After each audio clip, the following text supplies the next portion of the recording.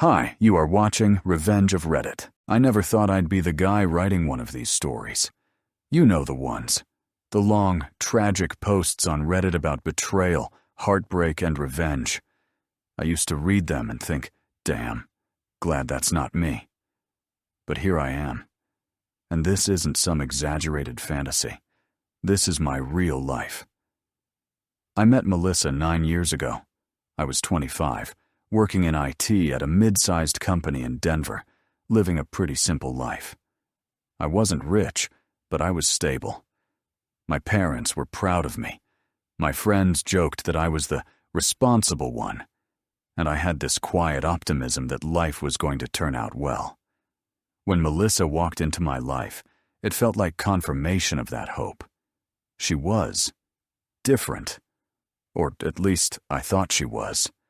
She had this chaotic energy that drew me in, wild brown hair, a laugh that made people turn their heads, and this way of talking like she'd lived 3 lifetimes already. I fell hard. Within 6 months, we were living together. Within a year, we were talking about marriage. For the first few years, things were good. Not perfect. We had arguments, mostly about money or how much time I spent at work. But we loved each other. I supported her dream of starting her own photography business, even when it meant me covering rent while she built a client list. I believed in her. I believed in us. The first crack in the glass came in year 4. I started noticing that Melissa was distant. She'd spend hours on her phone, smiling at messages she wouldn't show me. When I asked, she'd snap at me for being controlling or paranoid. I backed off. I didn't want to be that guy. But the gut feeling never went away. One night, I came home early from a work trip, a full day early, actually. I wanted to surprise her, maybe take her out to dinner. But the surprise was on me. I opened the door to find her on the couch, half-dressed, laughing with a man I'd never seen before. They froze when they saw me. I remember the sound of my keys hitting the floor, the way my heart felt like it was trying to claw out of my chest. "Babe, it's not what it looks like," she said. It was exactly what it looked like. I wish I could say I walked away right then and there. But betrayal doesn't always make you decisive. Sometimes it makes you weak. I still loved her, and she cried and begged and swore it was a mistake, said it was meaningless, that he was a friend and they'd just gotten carried away. Against every instinct screaming in my head, I forgave her. We did therapy. She promised to rebuild my trust. For a while, it even seemed to work. We got engaged 2 years later. I told myself that people make mistakes and that love meant forgiving. But Melissa's betrayal wasn't a one-time thing. It was a pattern. After the engagement, I noticed the signs again. Late nights editing photos, sudden girls' trips that didn't include any pictures of girls. I confronted her a few times, but she'd flip it around on me every time. "Why are you so insecure? Don't you trust me? Do you want to ruin this relationship?" I kept swallowing the doubts. I told myself I was paranoid, that I was just scarred from the past. But deep down, I knew. The truth came crashing down on a random Tuesday afternoon, 3 months before our wedding. I was at work when I got a call from a number I didn't recognize. It was a man named Evan. "Are you Melissa's fiancé?" he asked. "Yeah." "Who is this?" "I think we need to talk. I've been seeing her for almost a year.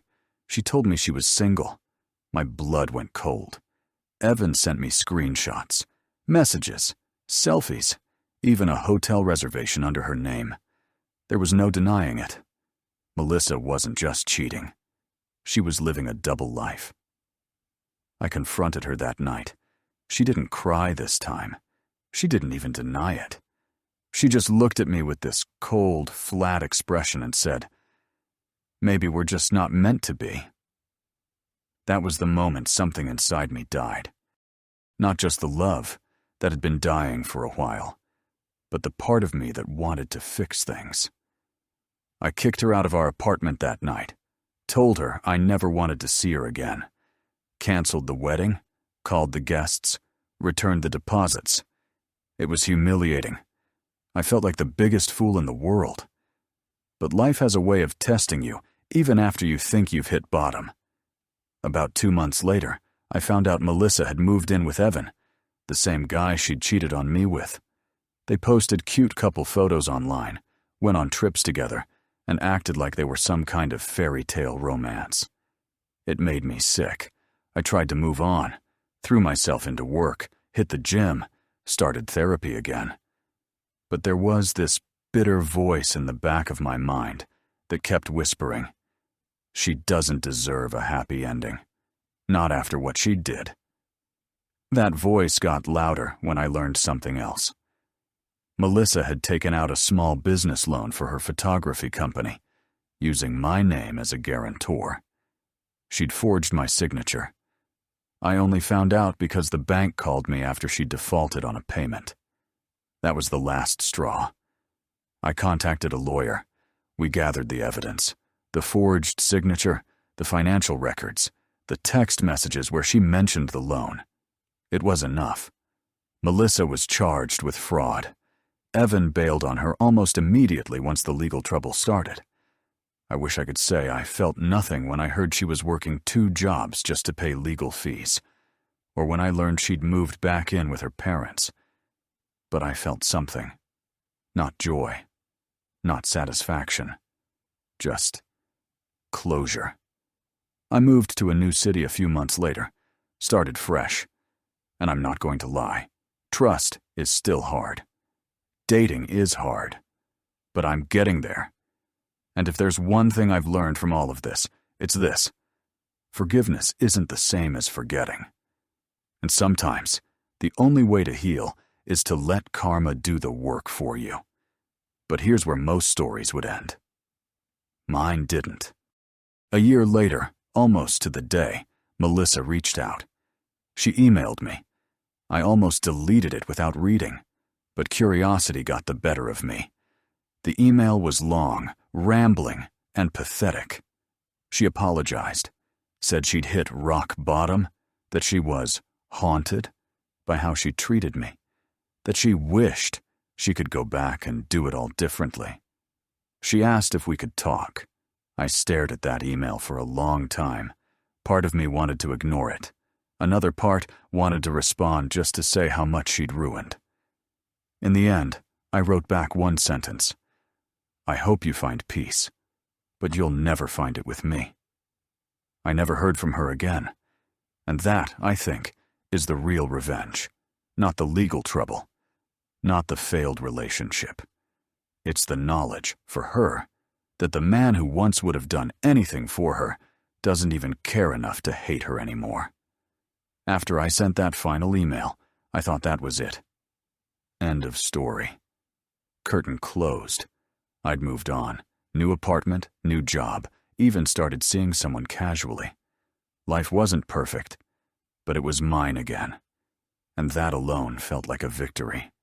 But people like Melissa don't fade quietly. They circle back, not because they care, but because they hate losing control. About 6 months after that email, I was out on a date at a small bar downtown. Things were going well. She was funny, smart, and most importantly, not a tornado of chaos. We were laughing over drinks when I felt a hand on my shoulder. "Wow," a voice said, dripping with fake sweetness. "Didn't expect to see you here." It was her, Melissa. She looked different. Not bad, just worn down. Like life had taken a few swings at her. I hadn't seen her in almost 2 years, and suddenly here she was, standing in front of me like some ghost I thought I'd buried. We exchanged a few awkward words. My date excused herself to the bathroom, probably sensing the tension, and that's when Melissa dropped the act. "Listen," she said, "I know I messed up. I know I hurt you. But maybe we could talk. Just talk. For closure." I laughed. I couldn't help it. "Closure? Melissa, I gave you closure when I kicked you out of my apartment. I gave you closure when you forged my signature. and I still didn't press for jail time. I gave you closure when I told you I hoped you found peace. You don't want closure. You want another chance." Her eyes flickered, because she knew I was right. "You don't understand," she said. "Everything's falling apart. My business is gone. My friend stopped talking to me. Evan's gone. I don't know what to do anymore." And for a split second, I felt something. Not love, not even sympathy. Just this cold awareness that the woman who had once held my heart in her hands was now broken. And that brokenness was entirely her own doing.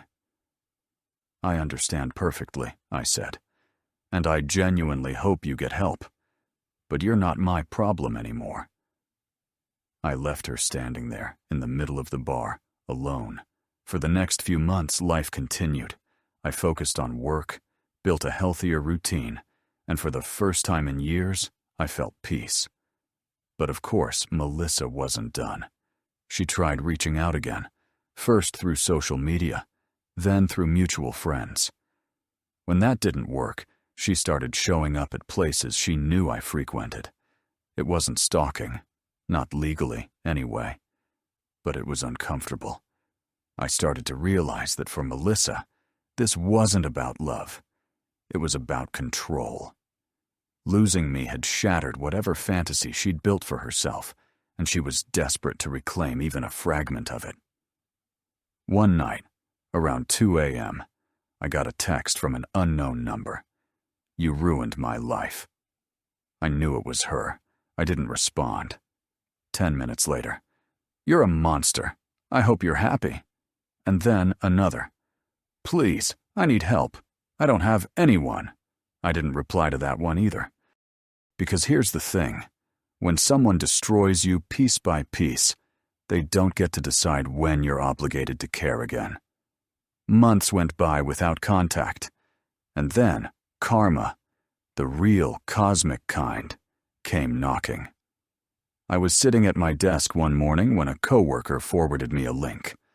"Isn't this your ex?" the email said. The link was to a local news story. Melissa had been sued by 3 separate clients for fraud. Apparently, after her business tanked, she'd started taking deposits for wedding photo shoots and never delivering the work. Thousands of dollars. Gone. The lawsuit was public, and the story spread quickly. She'd also been caught lying on a loan application. Again. This time, the bank pressed charges. Her name was everywhere. Local Facebook groups, Yelp reviews, even a small Reddit thread titled, "Photographer took our money and disappeared." People were furious, and every single detail of her scams was public knowledge. I'd like to say I felt triumphant, but honestly, I just felt done. The universe had taken care of it for me. But fate wasn't finished twisting the knife. A year after that story broke, I was invited to a wedding. It was for a close friend of mine, someone I'd known since college. And guess who was there, working as a waitress? I nearly laughed out loud when I saw her. Melissa, the woman who once bragged about how she'd never need to work for anyone, was now wearing a cheap uniform, serving drinks at the wedding of someone who knew our whole story. She spotted me, froze mid-step, and turned pale. I didn't say a word. I didn't need to. Just meeting her eyes was enough. There was no anger there, no bitterness, just the calm indifference of someone who'd long since moved on. Later that night, as I was leaving, she approached me. Her voice was small this time. No theatrics, no manipulative charm. "Are you happy?" she asked. "I am," I said, "and I hope one day you can be too." I walked away before she could respond. That was the last time I ever saw her. It's been almost 6 years since then. I'm married now, to a woman who treats me with kindness, honesty, and respect. We bought a house together. We have a dog. My life is steady and boring in the best possible way. And sometimes, when I think back on Melissa, I don't feel hatred anymore. I don't even feel anger. What I feel is gratitude, because she taught me everything I needed to know about what love isn't. She taught me that trust isn't about ignoring red flags, that forgiveness doesn't mean sacrificing your dignity, that loyalty means nothing without respect, and most importantly, she taught me that revenge isn't always about making someone suffer. Sometimes the most brutal revenge is simply living a better life, a life where their absence is the greatest gift they ever gave you. If you're reading this because you're going through something similar, because someone betrayed you, broke you, or made you question your worth, I want you to hear this clearly. You will be okay. It will hurt like hell. It will break you in ways you don't think you can recover from. But one day, you'll wake up, look at your life, and realize that they're nothing but a distant memory, a lesson you learned the hard way. And when that day comes, you'll smile. Not because they got what they deserved, though they probably will, but because you did. It's strange how betrayal changes you. It doesn't just break your heart, it rewires your brain. For a long time after Melissa, I flinched at kindness. I overanalyzed every text, every glance, every word from anyone who showed interest. It's like betrayal plants a seed of paranoia deep inside you, and it takes years to dig it out.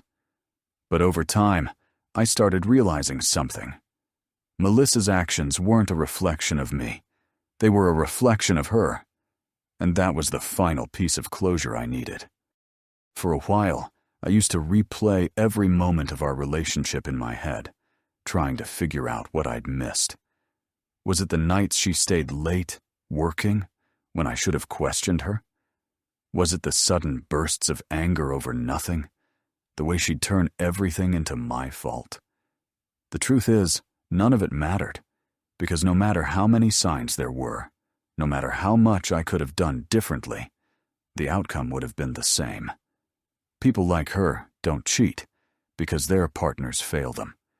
They cheat because they can't help themselves. They crave attention, validation, power, and when they find someone willing to give them stability, they drain them dry and move on. Once I accepted that, everything shifted. The shame I'd carried, the humiliation of being cheated on, lied to, manipulated, it stopped belonging to me. It was hers to carry, and by all accounts, she still is. A mutual friend once told me, years after everything went down, that Melissa had moved to a different city and was trying to start over.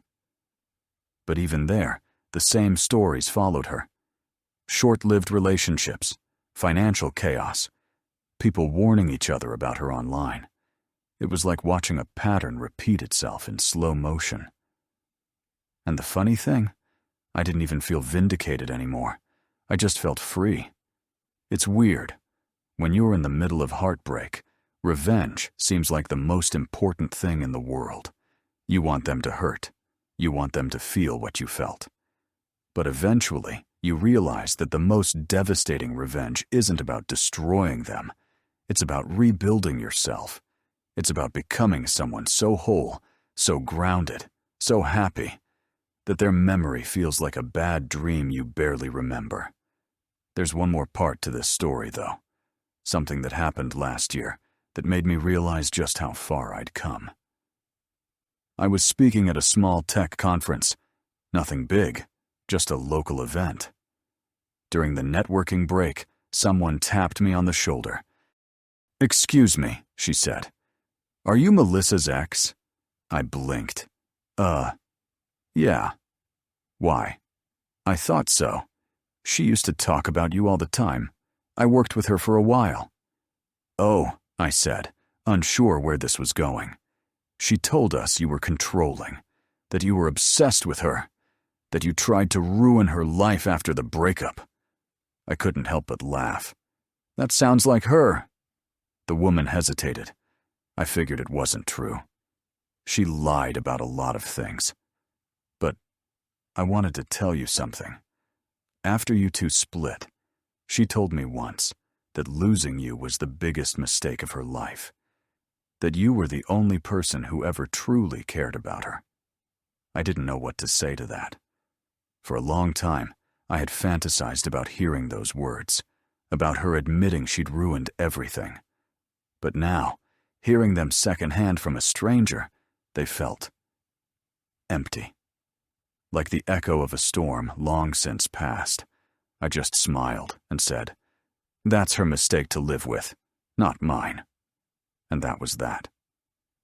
When I got home that night, I sat on my porch with a glass of whiskey and thought about everything that had happened. All the years I'd wasted trying to fix someone who didn't want to be fixed. All the nights I'd spent wondering if I was the problem. All the anger and bitterness and sadness that used to consume me. It was gone. All of it.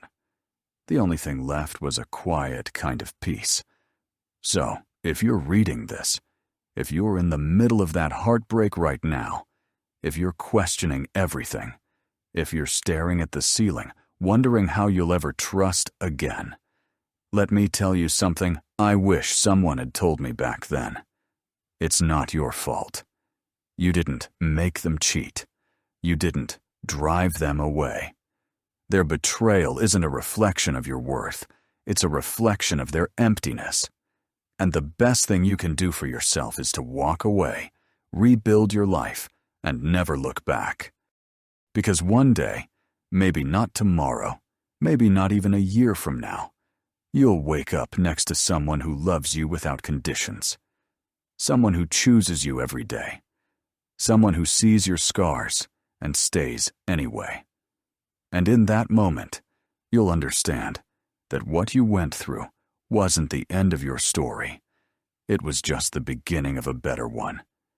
And when the person who betrayed you looks back, because they will, they'll see the life you built without them. They'll see the happiness they tried to destroy but couldn't. And that will haunt them more than any revenge ever could.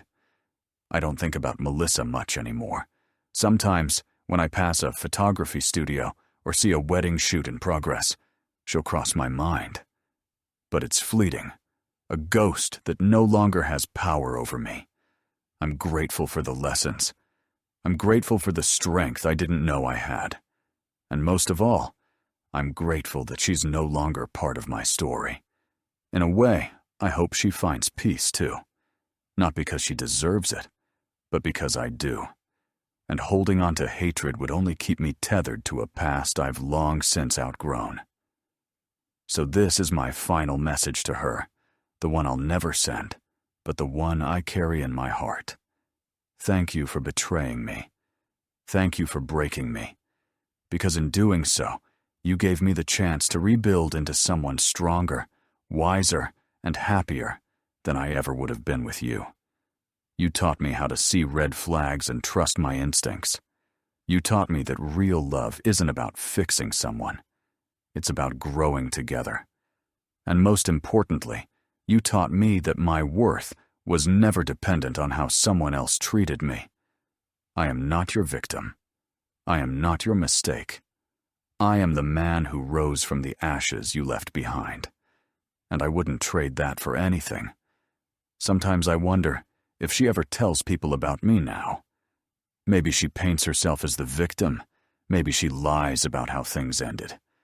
Maybe she says I was cruel, or vindictive, or heartless. And you know what? That's fine. Let her. Because while she's still rewriting the past to make herself feel better, I'm too busy living a future that's better than anything we ever had together. And in the end, that's the real story here. Not the betrayal, not the revenge, but the rebirth.